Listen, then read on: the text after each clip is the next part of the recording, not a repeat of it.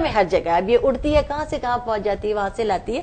جب یہ جس شہد کی بنیاد رکھتی ہے رائل جیلی, اس کا ایکسٹریکٹ, اس کا نام ہے, مطلب اس بنیاد کا نام ہے کہ شہد تو نکل گیا, اور شہد جب نکل جاتا ہے تو اس کے بعد موم رہ جاتا ہے, اور چھتے کے اندر جو موم ہے, جو بیز ویکس کا جو ویکس ہوتی ہے وہ موم پہلے بناتی ہے, موم کا گھر بناتی ہے, پھر اس کے اندر شہد کی بنیاد رکھتی ہے. تو جب شہد نکل جاتا ہے اس کے اندر صرف اور صرف ان تمام پھلوں پھولوں کا بھی نچڑا ہوا عرق رہ جاتا ہے, اور وہ اس کا نام رائل جیلی ہے. اوکے. اور یہ رائل جیلی جو ہوتی ہے یہ تو میں نے سنا ہے بہت مطلب ٹھیک ٹھاک کاسٹلی ہوتی ہے نا, لیکن آپ کی پروڈکٹ میں بہت نارمل اس کی پرائز رکھے گئے ہیں, وہ چھوٹی چھوٹی بوٹلز میں نے دیکھی ہیں. جی 10 امپیولز کا ایک سیٹ ہے, اور جو آپ نے تو بہت آسان کر دیا ہے رائل جیلی کا حصول. بہت صحیح اردو میں ذرا سا نہیں سلیس اردو بولی آپ نے.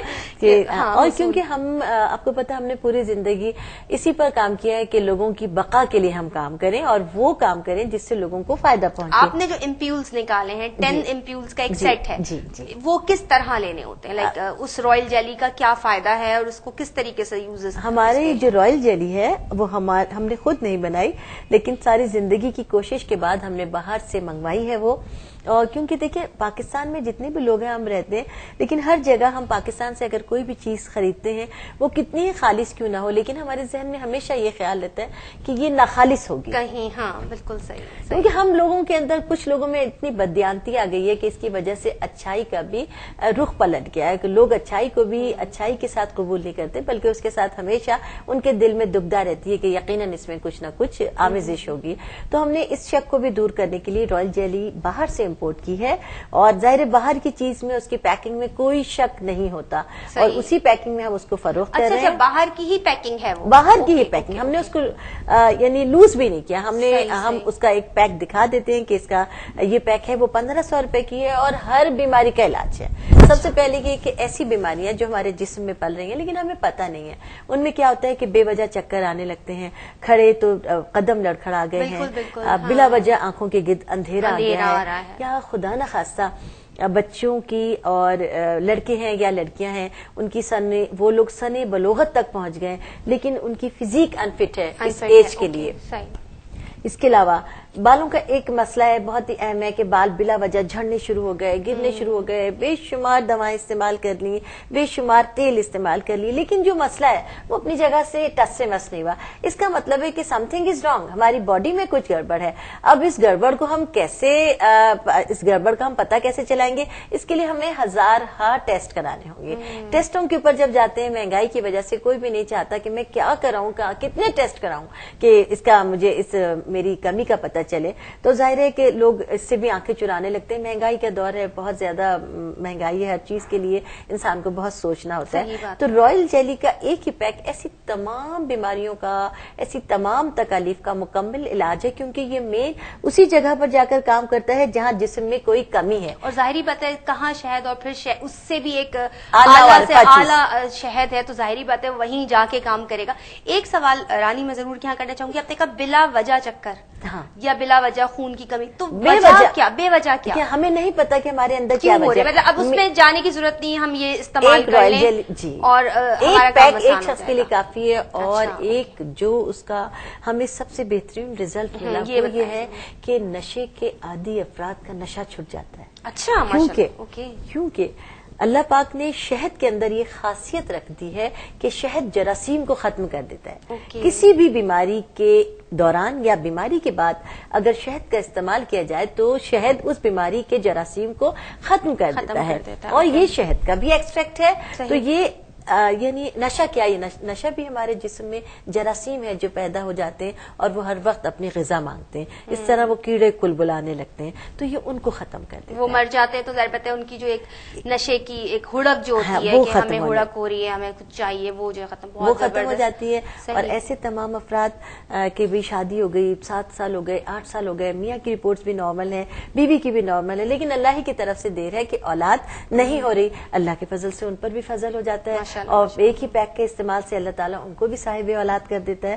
یعنی اس لیے ہم نے بہت اس پر زور دیا کہ وہ تمام افراد، جیسے کہ ہمارے یہاں بڑھتی ہوئی مہنگائی کے سبب غربت بہت ہے، اور جہاں غربت ہے وہاں پریشانیاں، جہاں پریشانیاں ہیں وہاں بیماریاں ہیں، لیکن کوئی بھی شخص نہ بیمار رہنا چاہتا ہے نہ پریشان رہنا چاہتا ہے. تو ہم یہ چاہتے ہیں کہ ہمارے ذریعے سے اگر رائل جیلی کے استعمال سے کوئی بھی ایسی تکلیف دور ہو جائے تو یہ بھی ہمارے لیے صدقہ جاریہ ہوگا. بالکل. اور اس کے علاوہ کہ خدا نخواستہ کینسر کا مرض ہے، آپ کو پتا ہے کس قدر تکلیف دہ مرض ہے، کتنا طویل الخرش یہ مرض ہے. اور جب اس مرض سے نجات مل جاتی ہے کیمو کے بعد، اور پھر اس کے بعد اس کی احتیاط ہے، اس کے بعد کی جو کمزوری ہے اس کو دور کرنے کی کے لیے جو غذائیں ہیں اس کے لیے بھی رائل جیلی بہترین ہے. خدا نخواستہ ٹی بی ہے، ٹی بی کے علاج کے بعد بھی جسمانی کمزوری اس قدر بڑھ جاتی ہے، اس کے لیے بھی رائل جیلی بہترین ہے. کوئی بھی ایسی بیماری کے بعد کی کمزوری کے لیے، یا بیماری کے دوران جو بیماری بھی ہمیں نہیں پتا ہے کمزوری ہو رہی ہے، اس کے لیے شہد کی خون کی کمی کو بھی یہ شہد کا ایکسٹریکٹ رائل جیلی ختم کر دیتے. Very good. واقعی بہت اچھی چیز ہے. اور اگر آپ بھی ہم سے کانٹیکٹ کرنا چاہتے ہیں یا رانی سے کانٹیکٹ کرنا چاہتے ہیں اس سلسلے میں، تو ضرور ہمارا ای میل ایڈریس یہاں پر موجود ہے، اور پروگرام کے لاسٹ میں ہم رانی سے کہیں گے کہ اپنا نمبر بھی آپ لوگوں کو ضرور بتائیں تاکہ آپ ڈائریکٹ بھی ان سے کال کر سکیں. اور اگر آپ کے کوئی مسئلہ ہے، کوئی پریشانی ہے تو ہمیں ای میل کیجیے. یقیناً ہم رانی سے مشورہ کر کے انہیں اپنے پروگرام میں بلا کے آپ سے آپ کے مسئلے کو ضرور ڈسکس کریں گے. اور یقیناً اب آپ سمجھ چکے کہ میں نے بریک لینی ہے، تو ملتے ہیں چھوٹے سے بریک کے بعد.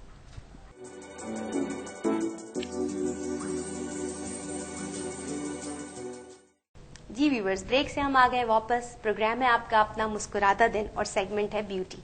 اور بیوٹی میں ہمارے ساتھ جو گیسٹ ہیں آپ کو معلوم ہے رانی ہمارے ساتھ موجود ہیں. اور جب رانی ہمارے ساتھ موجود ہوں اور بیوٹی پہ بات ہو رہی ہو تو تمام بیوٹی کے ساتھ ساتھ ایک بیوٹی ہوتی ہے بالوں کی بیوٹی. اس پہ بات نہ ہو تو وہ پروگرام ایسا لگے گا کہ مکمل نہیں ہوا. تو تھوڑی بہت گفتگو بالوں سے ریلیٹڈ کرتے ہیں رانی سے، اور پوچھتے ہیں کہ اس میں کون سے مفید مشورے وہ ہمیں اور آپ کو دے رہی ہیں. جی رانی.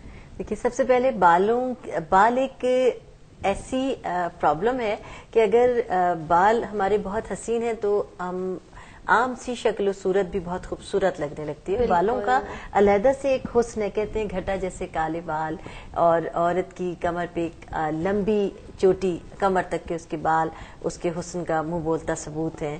کچھ لوگ تو صرف کچھ خواتین کے بال ہی ان کی پرسنالٹی کا سب سے حسین ترین حصہ ہوتے ہیں، کہ چاہے وہ بالکل نارمل شکل کی ہیں لیکن بالوں کی وجہ سے ان کی پہچان ہوتی ہے. اور کوئی بھی کتنا بھی حسین چہرہ کیوں نہ ہو، لیکن اگر بال خوبصورت نہیں ہے تو چہرے کا حسن بہت مان پڑ جاتا ہے. تو بالوں کی تمام پرابلم جب شروع ہوتی ہیں تو وہ ہوتی ہیں ڈینڈرف سے. یعنی سر میں اگر ہمارے خشکی ہو گئی ہے تو یہیں سے بالوں کی تمام پرابلم شروع ہو جاتی ہیں، اور یہیں سے بال جھڑنا شروع ہو جاتے ہیں، بال ہلکے ہونا شروع ہو جاتے ہیں، بال فریزی ہونا شروع ہو جاتے ہیں، بال سفید ہونا شروع ہو جاتے ہیں. اور جب بال ہلکے بھی ہوں گے، سفید بھی ہوں گے، جھڑنا بھی شروع ہوں گے تو ظاہر ہے ان کا حسن ختم ہو جائے گا. بالوں کے حسن کو برقرار رکھنے کے لیے سب سے پہلے جو کام ہمیں ضرور کرنا ہے وہ ہے مساجنگ. وہ کسی بھی تیل سے ہم مساج کریں، اس میں سرسوں کا تیل ہے، اس میں بادام کا تیل ہے، اس میں اولیو آئل ہے، کوئی بھی تیل ہے. تیل کا مقصد ہے مساج کرنا. مساج جب ہم کرتے ہیں تو مساج کرنے سے بالوں کا بلڈ سرکولیشن تیز ہو جاتا ہے. اور جب بلڈ سرکولیشن کہیں بھی کسی بھی جسم کے اعضاء کا پراپر ہوتا ہے وہ حصہ فریش اور گلوئنگ ہو جاتا ہے. بالکل. بالوں کے لیے اگر کوئی بھی شخص اگر اس میں سے کسی بھی پرابلم سے دو چار ہو گیا ہے، یا ایسے مرد اور لڑکے ہیں جن کے بال نہ صرف یہ کہ ہلکے ہونا شروع ہو گئے بلکہ بیچ میں سے گنج آنا شروع ہو گیا ہے، یہ شخصیت کے اندر بہت ہی ثانوی منفی کردار ادا کرتا ہے. اور خواتین کے اندر بھی جب وہ کلر کے اوپر آ جاتی ہیں تو آگے سے گنج پن شروع ہو جاتا ہے. ان سب کے لیے میں ایک نسخہ بتا رہی ہوں، مجھے امید ہے کہ اللہ چاہیں گے تو بہت فضل ہوگا، اور کسی کو بھی یہ مسئلہ ہے تو اس نسخے سے ختم ہو جائے گا. وہ ہے کوئی سا بھی آپ تیل لے لیں جس میں کہ زیادہ تر سر کے لیے ہم جو تیل استعمال کرتے ہیں کڑوا تیل جسے سرسوں کا تیل کہتے ہیں. اس میں چقندر، ایک آج کل چقندر کا سیزن بھی ہے، ایک چقندر کو کاٹ کر باریک باریک ٹکڑے کر کے اس تیل کے اندر ڈال لیں. تھوڑی سی اجوائن ڈالیں اس تیل کے اندر، اور تھوڑے سے आमले जो अभी हमने अपने प्रोग्राम के शुरू में फ्रेश आमले जूस निकालने के लिए कहा था कि उसका जूस निकालने, वही आमला, सूखा आमला अगर हमें मिले उसको कूट कर इस तेल के अंदर पका लें। सही, पकाना है अच्छा, सही। और इसको बिल्कुल धीमी आंच पे, यानी अगर हम भग से करेंगे तो एक सेकंड में अजवाइन जल जाएगी और ये सब बिल्कुल खाक हो जाएगा और उसका कोई फायदा नहीं होगा। इस तेल को बहुत ही चुकंदर को काट के, अजवाइन डालकर और आमले थोड़े से इसके अंदर यानी 50 ग्राम डाल लें। आधा किलो तेल के अंदर ये तीनों चीजें डालकर धीमी धीमी आंच पे पका लें। जब इन तमाम चीजों का यानी 4-5 घंटे में बिल्कुल जो दम वाली आंच होती है वो कर दें।